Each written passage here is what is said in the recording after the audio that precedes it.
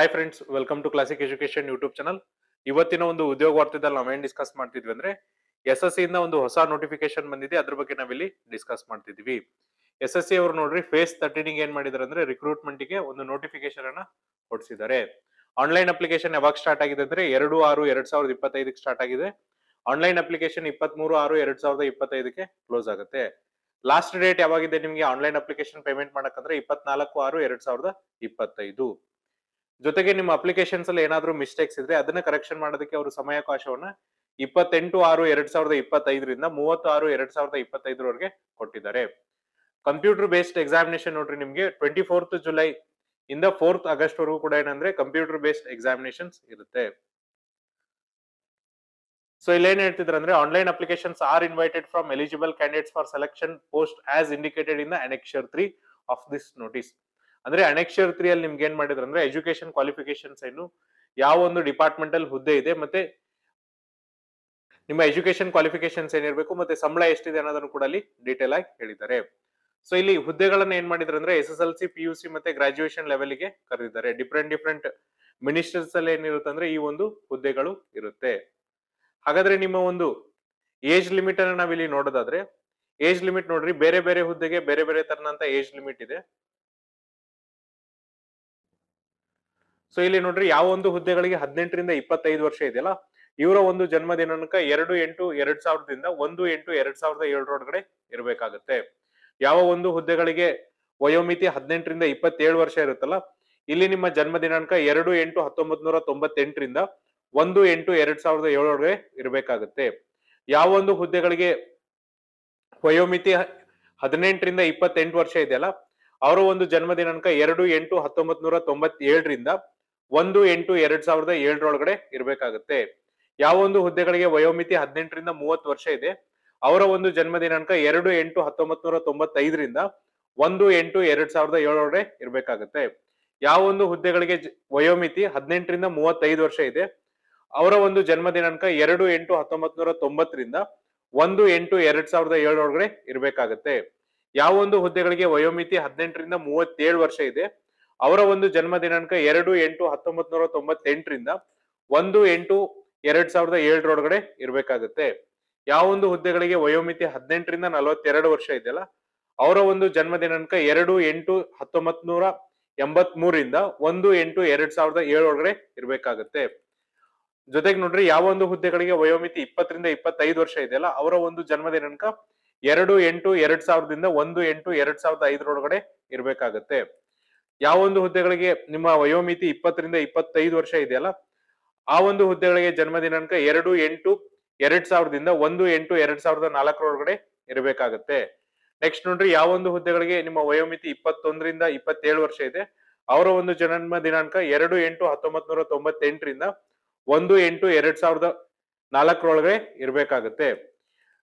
ಅದೇ ತರನಾಗಿ ನೆಕ್ಸ್ಟ್ ಏನಪ್ಪಾ ಅಂದ್ರೆ ಯಾವ ಒಂದು ಹುದ್ದೆಗಳಿಗೆ ನಿಮ್ಮ ವಯೋಮಿತಿ 21ರಿಂದ 28 ವರ್ಷ ಇದೆಯಲ್ಲ ಅವರ ಒಂದು ಜನ್ಮ ದಿನಾಂಕ 2/8/1997 1/8/2004 ಒಳಗಡೆ ಇರಬೇಕಾಗುತ್ತೆ. ನೆಕ್ಸ್ಟ್ ನೋಡ್ರಿ ಯಾವ ಒಂದು ಹುದ್ದೆಗಳಿಗೆ ನಿಮ್ಮ ವಯೋಮಿತಿ 21ರಿಂದ 30 ವರ್ಷ ಇದೆಯಲ್ಲ ಅವರ ಒಂದು ಜನ್ಮ ದಿನಾಂಕ 2/8/1995 1/8/2004 ಒಳಗಡೆ ಇರಬೇಕಾಗುತ್ತೆ. ನೆಕ್ಸ್ಟ್ ನೋಡ್ರಿ ಯಾವ ಒಂದು ಹುದ್ದೆಗಳಿಗೆ ನಿಮ್ಮ ವಯೋಮಿತಿ 25ರಿಂದ 30 ವರ್ಷ ಇದೆಯಲ್ಲ ಆ ಒಂದು ಹುದ್ದೆಗಳಿಗೆ ನಿಮ್ಮ ಜನ್ಮ ದಿನಾಂಕ 2/8/1995 1/8/2000 ಒಳಗಡೆ ಇರಬೇಕಾಗುತ್ತೆ. ಜೊತೆಗೆ ನೋಡ್ರಿ ನೀವ್ ಏನ್ ಮಾಡ್ಬೇಕಂದ್ರೆ ಇಲ್ಲಿ ಬೇರೆ ಬೇರೆ ಕ್ಯಾಟಗರಿಗೆ ಸೇರಿದ್ರೆ ನಿಮಗೆ ವಯೋಮಿತಿ ಸಡಲಿಕೆಯನ್ನು ಕೂಡ ಕೊಟ್ಟಿದ್ದಾರೆ. ನೀವೇನಾದ್ರೂ SC ST ಅಭ್ಯರ್ಥಿಗಳಾಗಿದ್ರೆ 5 ವರ್ಷ ವಯೋಮಿತಿ ಸಡಲಿಕೆ ಇರುತ್ತೆ. OBC ವಿದ್ಯಾರ್ಥಿಗಳಿಗೆ 3 ವರ್ಷ ವಯೋಮಿತಿ ಸಡಲಿಕೆ ಇರುತ್ತೆ. ವಿಕಲಚೇತನರಿಗೆ ಏನ್ ಮಾಡ್ತಾರೆ ಅಂದ್ರೆ 10 ವರ್ಷ ವಯೋಮಿತಿ ಸಡಲಿಕೆಯನ್ನ ಕೊಡ್ತಾರೆ. ಜೊತೆಗೆ ಮಾಜಿ ಸೈನಿಕರಿಗೆ ನೋಡ್ರಿ 3 ವರ್ಷ ವಯೋಮಿತಿಯನ್ನು ಇಲ್ಲಿ ಸಡಲಿಕೆಯನ್ನ ಮಾಡಿದ್ದಾರೆ. ಇದಾದ್ಮೇಲೆ ನೆಕ್ಸ್ಟ್ ನಾವೇನ್ ನೋಡ್ತಾ ಹೋಗೋಣ ಅಂದ್ರೆ ಆನ್ಲೈನ್ ಅಪ್ಲಿಕೇಶನ್ಸ್ ಯಾವ ತರನ ಹಾಕೋದು ಮತ್ತೆ ಪೇಮೆಂಟ್ ಫೀಸ್ ಎಷ್ಟಿದೆ ಅಂತ ನೋಡ್ತಾ ಹೋಗೋಣ.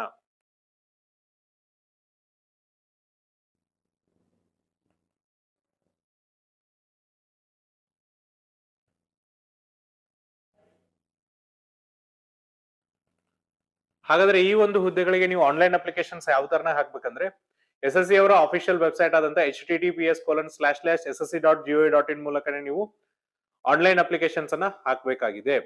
ಅದೇ ತರನಾಗಿ ಆನ್ಲೈನ್ ಅಪ್ಲಿಕೇಶನ್ಸ್ ನೀವು ಅಪ್ಲೈ ಮಾಡೋದಕ್ಕೆ ಕೊನೆಯ ದಿನಾಂಕ ಬಂದು 23/6/2025.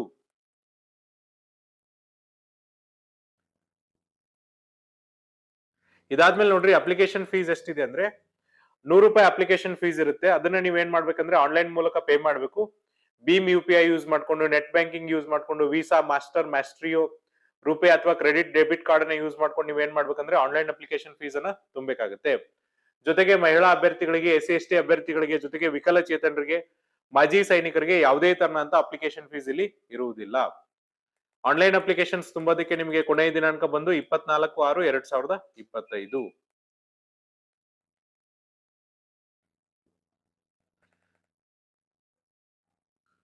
ಆಮೇಲೆ ನೋಡ್ರಿ ಕರ್ನಾಟಕದಲ್ಲಿ ಎಕ್ಸಾಮಿನೇಷನ್ ಸೆಂಟರ್ಸ್ ಎಲ್ಲಿರುತ್ತಂದ್ರೆ ಬೆಂಗಳೂರು, ಬೆಳಗಾವಿ, ಗುಲ್ಬರ್ಗ, ಮಂಗಳೂರು, ಮೈಸೂರು, ಶಿವಮೊಗ್ಗ, ಹುಬ್ಬಳ್ಳಿ, ಉಡುಪಿ ಇಲ್ಲೇನಿರುತ್ತಂದ್ರೆ ಎಕ್ಸಾಮಿನೇಷನ್ ಸೆಂಟರ್ ಇರುತ್ತೆ.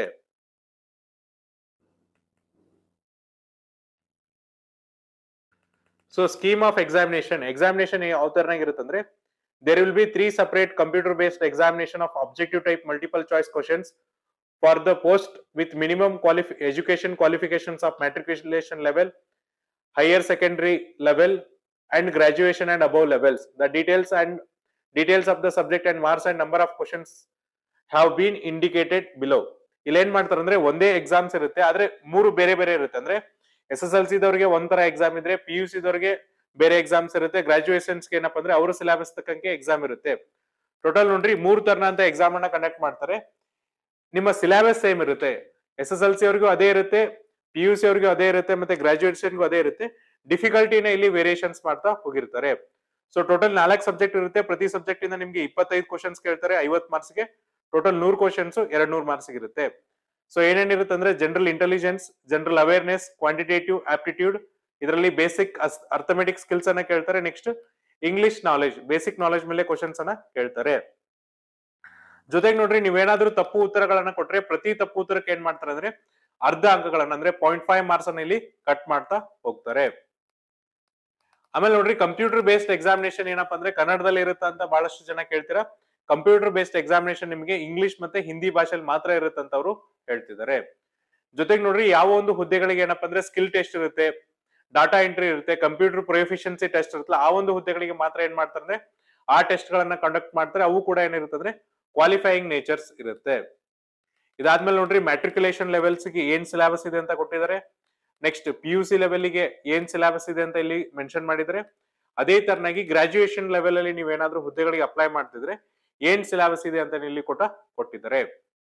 ಸೊ ಈಗ ನಾವು ಹುದ್ದೆಗಳನ್ನ ನೋಡ್ತಾ ಹೋದ್ರೆ, ಸೊ ಇಲ್ಲಿ ಹುದ್ದೆಗಳನ್ನ ಕೊಟ್ಟಿದ್ದಾರೆ ನೋಡ್ರಿ. ಹುದ್ದೆಗಳು ಏನಿದೆ ಅಂದ್ರೆ ಟೋಟಲ್ ನಿಮಗೆ ಒಂದು 400 ಪೋಸ್ಟಸ್ ಇದೆ ಬೇರೆ ಬೇರೆ ಡಿಪಾರ್ಟ್ಮೆಂಟ್ ಅಲ್ಲಿ. ಸೊ ಅದನ್ನ ಡೀಟೇಲ್ ಆಗಿ ಹೇಳಕ್ಕಾಗಲ್ಲ. ಅದಕ್ಕೋಸ್ಕರ ಏನ್ ಮಾಡ್ತೀವಿ ಅಂದ್ರೆ ನಾವು ನಮ್ಮ ಡಿಸ್ಕ್ರಿಪ್ಷನ್ ಬಾಕ್ಸ್ ಅಲ್ಲಿ ಏನ್ ಮಾಡ್ತೀವಿ ಅಂದ್ರೆ ಅಫಿಷಿಯಲ್ PDF ಲಿಂಕ್ ಅನ್ನ ಕೊಡ್ತೀವಿ.